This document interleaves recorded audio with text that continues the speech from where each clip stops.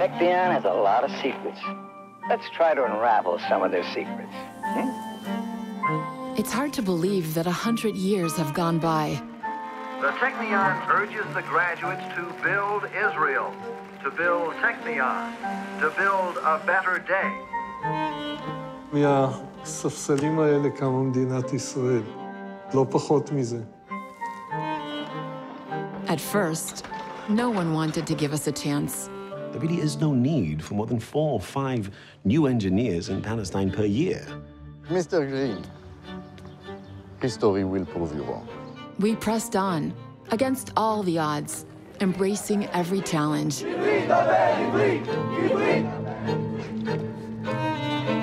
מתחת לטכניון זה היה. אמרו לנו שיש שם הרבה נשק. המדינה שבדרך הייתה זקוקה למהנדסים. היא הייתה זקוקה לאנשי מקצוע, היו זקוקים לכבישים, לדירות, להקים את התעשייה הכבדה, המוביל הארצי. תנופה אדירה שהמהנדסים בוגרי הטכניון נתנו למדינת ישראל. דוד בן גוריון הבין בחזון שלו את החשיבות העצומה של הטכניון להתפתחות התעשייתית של המדינה ולביטחון המדינה. ובן גוריון מטיל על הטכניון להקים פקולטה להנדסה אווירונאוטית. עכשיו, באותה תקופה בארץ היה קומץ אנשים שבכלל ידעו לאיית אווירונאוטיקה נכון.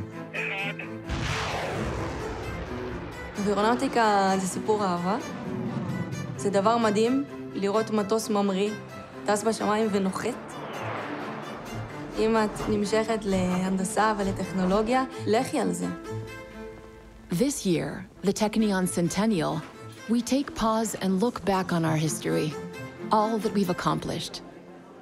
This is from Professor Einstein's visit here in 1923.